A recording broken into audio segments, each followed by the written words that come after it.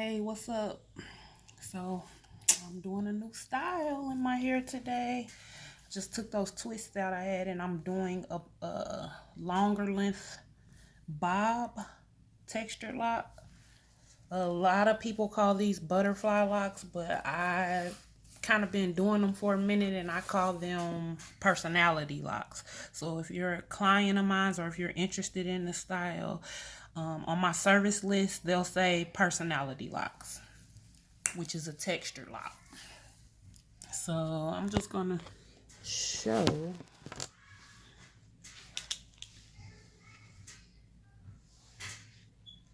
how I did mine. So what I did first is washed and conditioned my hair.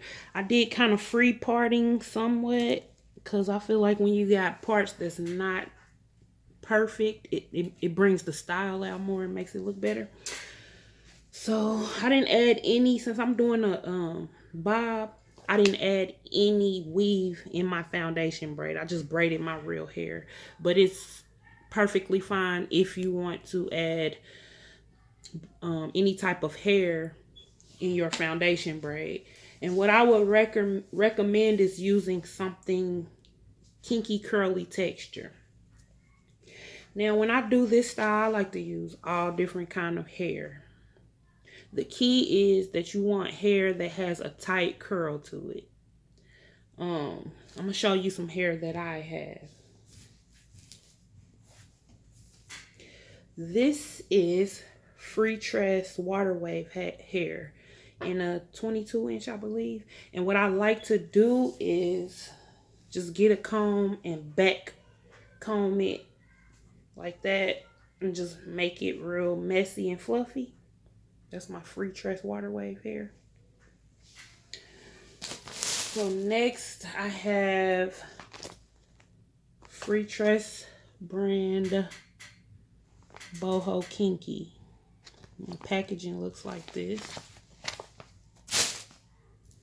And the hair looks like this. I really like this a lot. I like this hair a lot. I also have spring twist hair. So if I can get a hold of it.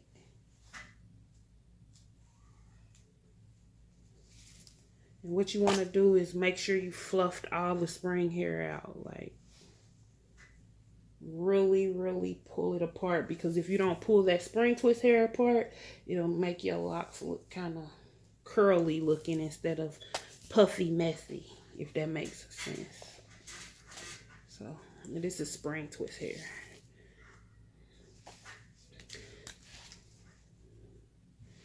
So you need scissors, a crochet hook. And what I do is, this is the Freetress hair. I use this first to go in to be the inner part of my lock, the fluffed out Freetress hair.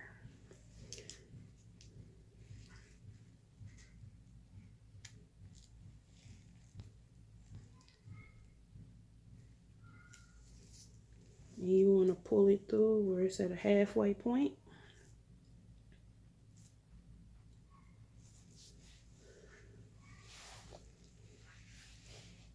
So what I'm going to do next is take a piece of the spring twist hair. I'm using one pre-portioned piece of Waterwave and one fluffed out piece of spring twist hair. So when I pull the spring twist hair through, the spring twist is going to be used for the wrapping of this part. And I'm going to pull it in where it's just like right past maybe an inch through the base.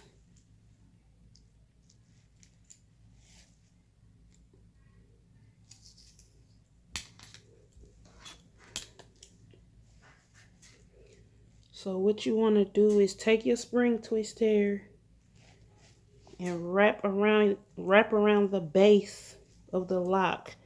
I like to wrap at least 3 or 4 times. I'm wrapping firmly but not extra tight.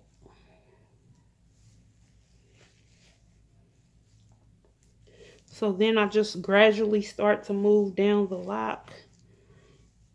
And the key to get a lot of fluffiness for me is like skip in your wrapping. You know how you would wrap and you wouldn't skip a space? I kind of skip a space sometimes and let some of the fluff poke through.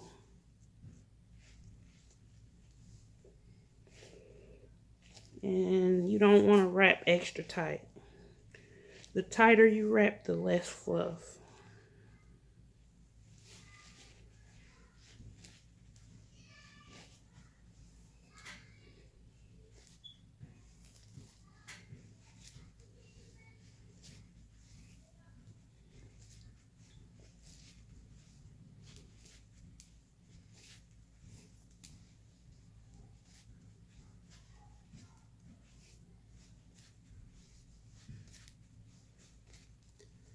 So you want to use your previous locks as a guide of where to stop at. And once I get where I want to stop at, I start wrapping back up.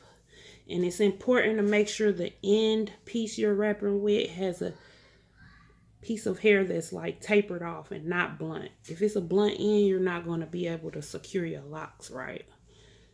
So when I'm wrapping up, I'm kind of wrapping a little tighter at the end because I'm going to also wrap this bottom part up too.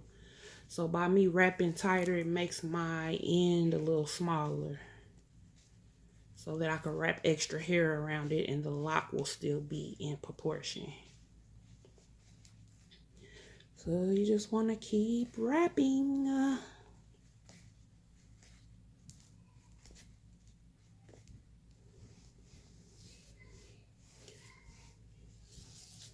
So here I am. I have a feathered tip to that also. And I'm going to bend it up. And I usually just take my thumb and pointer and pinch it right here on the end to keep it in place. And then take the other hair and just wrap up too.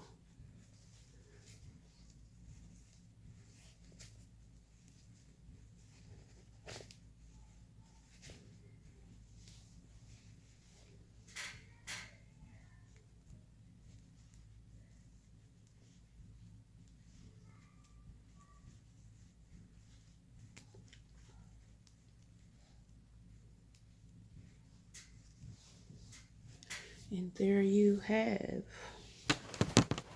a textured lock.